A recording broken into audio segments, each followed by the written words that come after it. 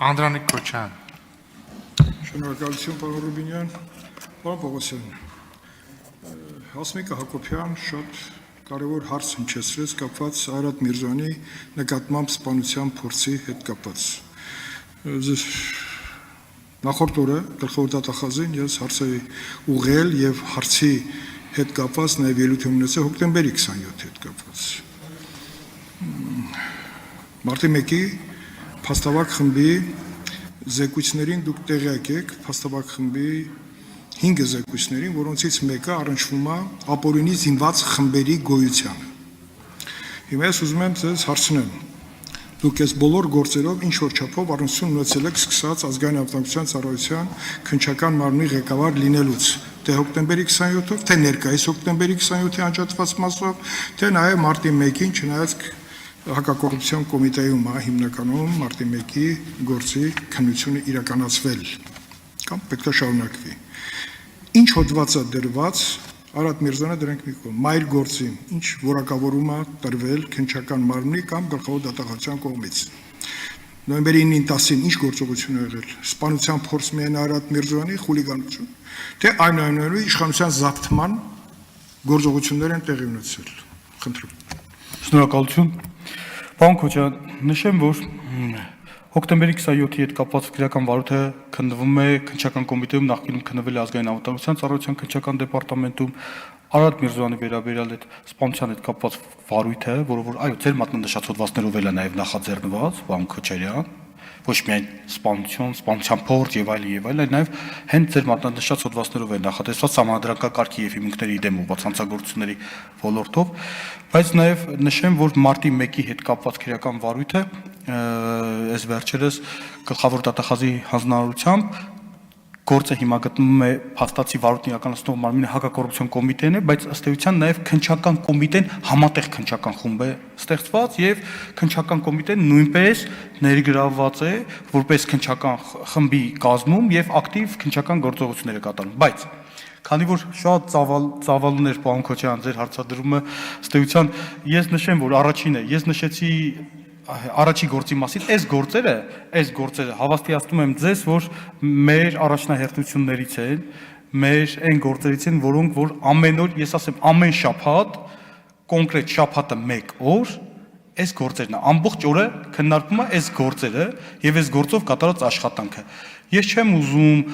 առաջ ընկնեմ ժամանակից եւ չեմ ցանկանում քրեական վարույթի բնականոն ընթացքի հետ կապված այնպիսի դիտարկումներ իրականացնեմ, որոնք որևիցե կերպ կարող են խոչընդոտ հանդիսանալ, բայց պարոն Քոչարյան, քրեական վարույթներով քննչական կոմիտեն ակտիվ գործողություններ է իրականացնում, սկսած նոյեմբերի 9-ի 10-ի տեղի ունեցած իրադարձությունների հետ կապված այս շաբաթ էլ եւ ամեն շաբաթ արդյունքը տեսանելի կլինի հանրությանը, մենք դրա հետ կապված պարբերաբար հաղորդագրություններ կտարածենք, որպեսզի մինչև դատարան ուղարկելը հասկանան, որ քննչական կոմիտեն ինչ ծավալի աշխատանք է կատարում եւ հավաստիացնում եմ ձեզ, այդ աշխատանքը ամենօրյա է։ Հոկտեմբերի 27-ի հետ կապված դուք գիտեք, որ քրեական վարույթը ինքը գաղտնի ռեժիմով է քննվում, բայց հավաստիացնում եմ, որ այս քրեական վարույթով դարձյալ մեծածավալ եւ հսկայական գործողություններ է կատարվում։ Մարտի 1-ի հետ կապված էլ քննչական կոմիտեն այն իրավության մասով այս պահին էլ նույնիսկ գործողություններ են կատարում։ Առաջիկայում կարծում եմ այս գործերով տեսանելի եւ շոշափելի արդյունքներ կունենանք, որովհետեւ ես տեղյակ եմ, որ այս գործերով առնվազն մեր հանրությունը եւ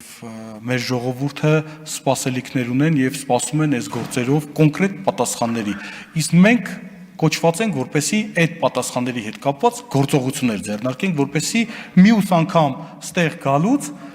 ասելիք ունենանք։ Ցականք։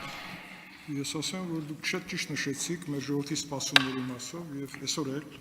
անձամբ ես սպասում եի, որ եզրափակիչ ելույթում սպասումների մասով գլխավոր դատախազը հիշատակի, որտեղ դրան